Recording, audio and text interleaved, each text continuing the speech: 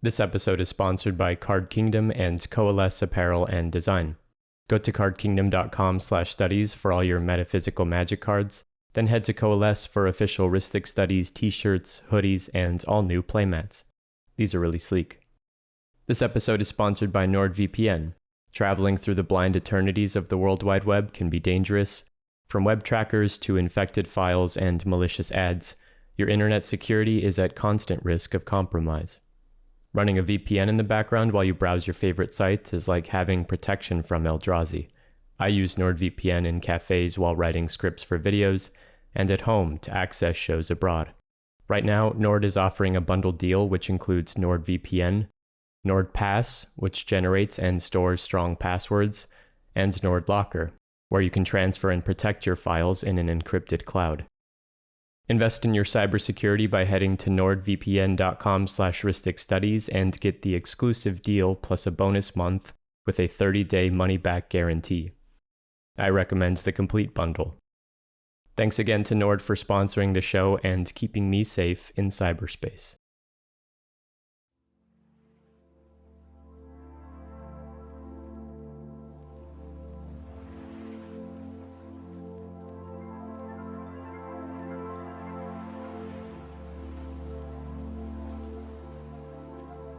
They took a picture of space.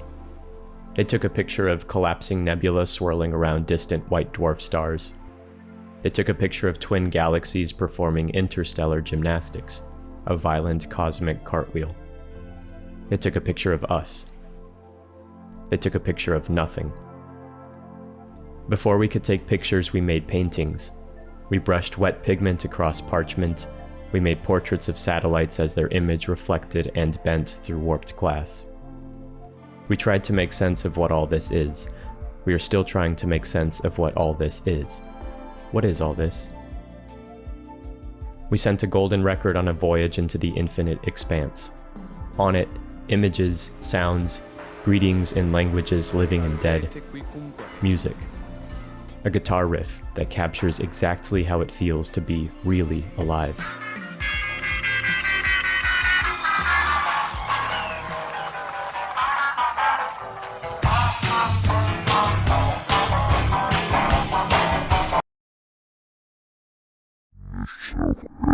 What are the blind eternities?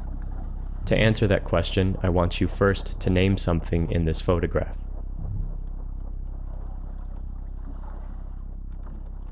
In 1704, Isaac Newton wrote Optics, or a treatise of the reflections, refractions, inflections, and colors of light. In it, he proposed a new idea of ether, a substance that could bend light, a dense medium in the celestial emptiness between planets and stars. He borrowed the term from Greek myth, where ether was the quintessence, the fifth element, the air breathed by gods. 201 years later, Albert Einstein satisfied Newton's curiosity with a theory of special relativity. The concept of ether is no longer useful in modern physics. When a planeswalker summons a creature in Magic, they pull it from the ether, the chaotic energy of the blind eternities. But the creature is not a living entity. It is a copy, a concept. In Chapter 2 of the early Magic novel The Eternal Ice, the necromancer Lim-Dûl explains to Jodah, when you cast the spell, you envision that which you would to create, a perfect chair that you were trying to emulate.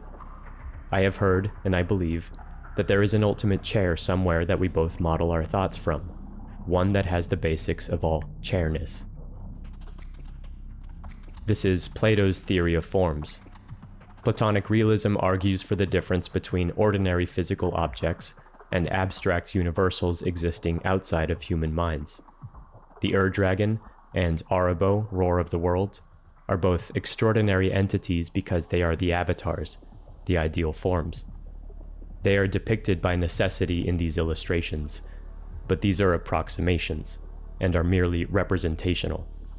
Against the avatars, all the other dragons and cats are just shadows dancing on the walls of a cave.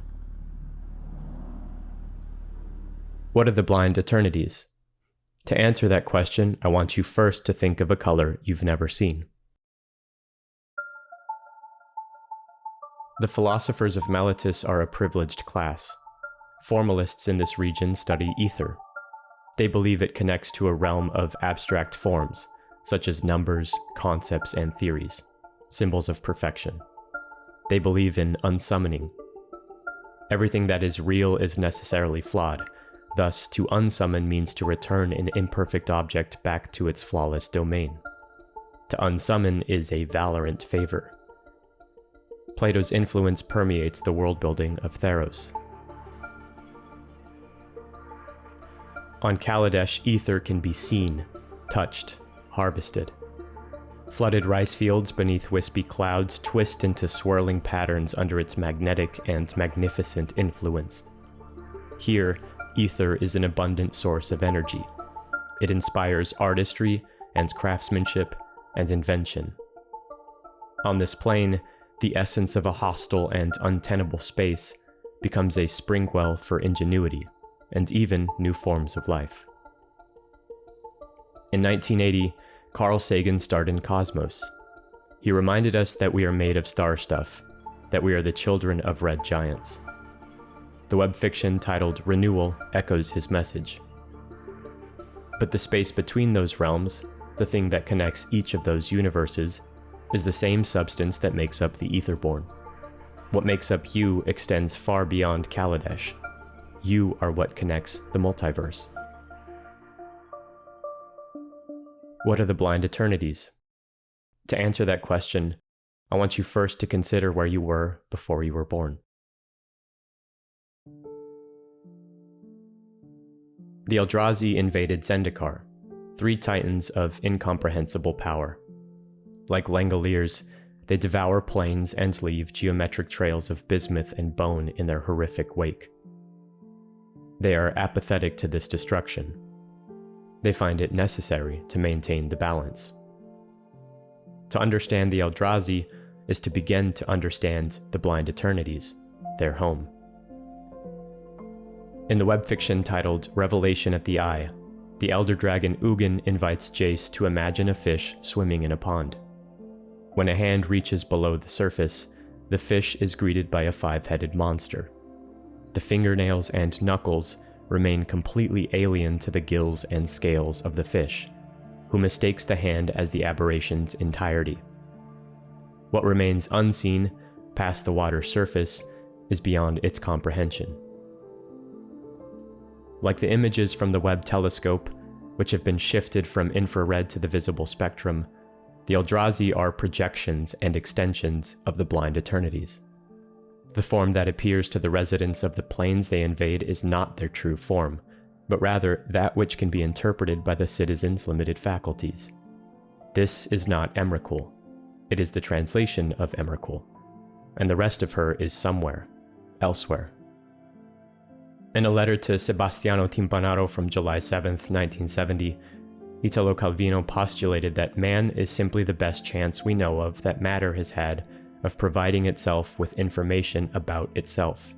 It is the memory of matter that organizes itself through man. In this view, humans are merely the vessel through which the material world became self-aware. This self-awareness defines the phenomena of existence. The Eldrazi underscore the limits of our sensory systems. We cannot conceive of their true form, and must rely on visual symbols and abstract metaphors to understand them. The Eldrazi parallel the discourse on metaphysics and ontology, or the study of reality. Metaphysics takes the inquiries of children, such as what is a thought and how do I know I am awake, and addresses them seriously. Metaphysics encourages challenging the most basic and innocuous ideas like what does it mean to change, and are humans free? Metaphysics understands that the simpler the question, the more difficult the answer. The most fundamental call and response of this discipline is, what is there, and what is it like? What is there, and what is it like? What is the blind eternities, and what is it like?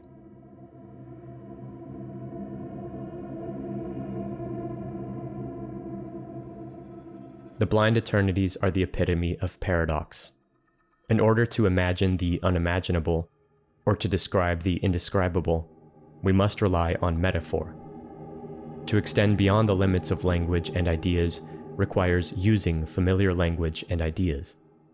Conceding to the paradox and having a sense of humor is the only way to make progress. The blind eternities are not a space, and they are not space. They are not like planes, which can be spherical or flat expanses or entire planets or tiny self-contained worlds. They are not visible or tangible, but when traveling through them, they become visible and tangible, and populated with vistas and colors and shapes. The first issue of Magic's Boom comic shows how the blind eternities shapeshift in relation to their visitor. When Ral Zarek planeswalks, he sees a boundless machine filled with cogs and gears and electricity. When Kaya planeswalks, she sees ghosts. When Vraska planeswalks, she sees death. Once again, these illustrations are just representations, approximations to the idea.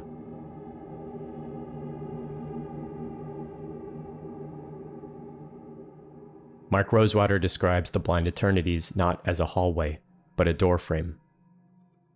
Doug Beyer describes the blind eternities as a betweenness that lies in the existential corridors connecting realities.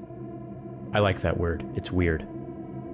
Reddit user XenosFan2 describes the multiverse as an apartment complex, where every apartment has no doors and touches every other apartment in the building. The apartments are planes, with every one being completely separate and different from every other. Some have one single room, and some have many. All apartments are separated by walls that you can't pass through unless you have an ignited spark. No one lives in the walls, because they're not rooms. In this metaphor, the blind eternities are the two-dimensional space between the walls, and the Eldrazi are rats. The blind eternities are an unforgiving tempest of ether, the essence of creation. You can pass through them, but you cannot stay long. What you may hear in the moment spent traveling between worlds might sound like every track of the Voyager record played at the exact same time.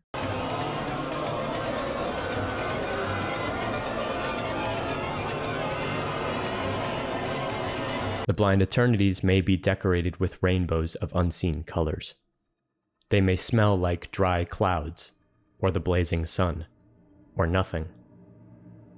No matter how the journey unravels, it will be an illusion, a translation of the inconceivable. We are the fish in the pond. We witness our worlds through our senses, and they are often untrusty narrators.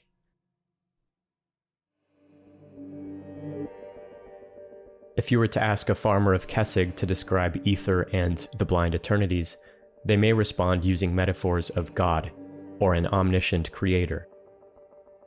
If you were to ask an artificer of Kamigawa, they may respond with metaphors of a machine, a neural network, a hard disk, an artificial intelligence capable of infinitely creating and destroying data. If you were to ask an expedition leader of Zendikar, they may respond with metaphors of a nightmare. The blind eternities represent the horizon of our understanding. Like the images pouring in from the Webb telescope, the blind eternities challenge our place in a universe that becomes increasingly complex and mysterious and inexplicable. Every new development in our observational tools opens new pathways for understanding and confusion. Matter certainly likes to show off. It tempts us like a siren to stay searching for new ways to describe its tricks. The blind eternities hold up a curtain to our existence and remind us that we will never understand what is on the other side. And yet, we keep looking.